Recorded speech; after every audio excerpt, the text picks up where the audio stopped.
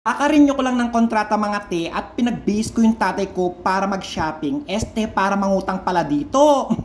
K-Servi ko nga pala yung pangalang ng store at matatagpuan sa Barangay San Nicolas, Tarlac City. Harap siya ng pure gold mga te. 2010 nung nag-OFW ako at pang-apat na beses ko nang umutang ng motor. Pangatlong beses dito sa store ng K-Servi ko at isang beses naman sa ibang store. Yung asawa ng kapatid ko, yung palagi kong inuutusang umutang ng motor mga te. Sobrang accommodating at sobrang mababait daw yung mga employee dito sa K-Servi ko. Yung unang inutang ko motor at bayad na ngayon ay para sa kapatid kong si Alfred. At yung pangalawang inutang ko, syempre bayad na rin yun, ay para sa kapatid kong si Arnold. At yung pangatlo, hindi ko na ipapakita yung mga binili ko sa mga kapatid ko dahil pinampapasada nila. At ito naman yung pangatlo mga te, para sa akin itong motor na to. Hindi ako marunong mag-drive at binigay ko sa tatay ko yan mga te at ngayon nasira na. Sobrang daming mapagpipili ang motor dito sa K-Servi ko. Sabi ng kapatid ko dati, ilabas ko daw siya ng motor. Yun nga, pinang-utang ko siya ng motor mga te dito sa K-Servi ko. At hindi lang motor yung mauutang dito at mabibili, mga appliances din mga te. Utang ko daw siya ng motor para hindi na siya manghingi o umasa sa amin. Wish granted nga at pinang-utang ko ng motor yung kapatid ko. Inampasada niya at ginawa niyang pangkabuhayan.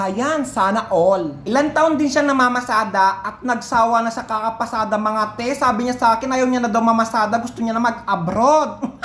Nabiyan ko yung kapatid ko. Alam mo ba yung mga kasama ko dito? Gusto nila magkamotor para umuwi na sa Pilipinas. Kapag may motor na silang pampasada at yun yung pangarap nila sa buhay, magpo-for good na sila sa Pilipinas. Tapos ikaw may motor ka na pampasada, gusto mo mag-abroad? Sana all. Marami akong naging katrabaho abroad ng pangarap nila ay magkamotor para may pampasada na sila sa Pilipinas. Tapos yung sasabihin sa akin ng kapatid ko, nagsawa na siya sa kakapasada, gusto niya na mag-OFW. Yung mga namamasada sa Pilipinas at gusto nila mag-OFW, kung kinikita nyo araw-araw 600 to 700 pesos, sa buong araw nyo pamamasada, grabe, dyan na lang kayo, wag na kayo mag-OFW. Ganyan din yung sahod dito, minsan nga 500 pesos lang a day. Ang kagandaan pa dyan is kasama nyo yung pamilya nyo. Nasira na yung motor na pinanregalo ko sa tatay ko nung 60th birthday niya na ginagawa niyang pang-akot ng gulay, kaya umutang na naman ako mga te. Pag nag-renew ng kontrata, umutang ka.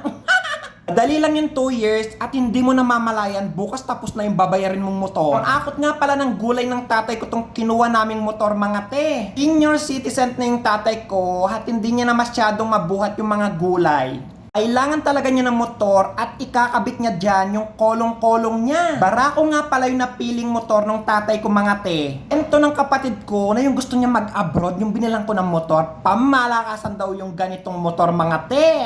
Ay pampasadang motor, gusto niya mag-abroad. Yung nag-abroad nandito na OFW, gusto nila magkamotor. 2 years na naman babayarin ito mga te. Ay magko-comment na naman dyan. Sobrang mahal kapag inutang. Siyempre wala akong perang pangkas kaya umutang ako. Alam nyo ba, kapag utang, hindi mo namamalayan, tapos na yan, hindi mabigat sa bulsa. Kung may pera man ako at bibili ako ng cash na motor, ito lang yung magiging bukang bibig ko. Sobrang mahal naman yan, wag na, utang na lang. Sobrang napaligaya ko na naman yung tatay ko for today's video mga te. Kahit may huhulugan ako ng 2 years, sana all may motor.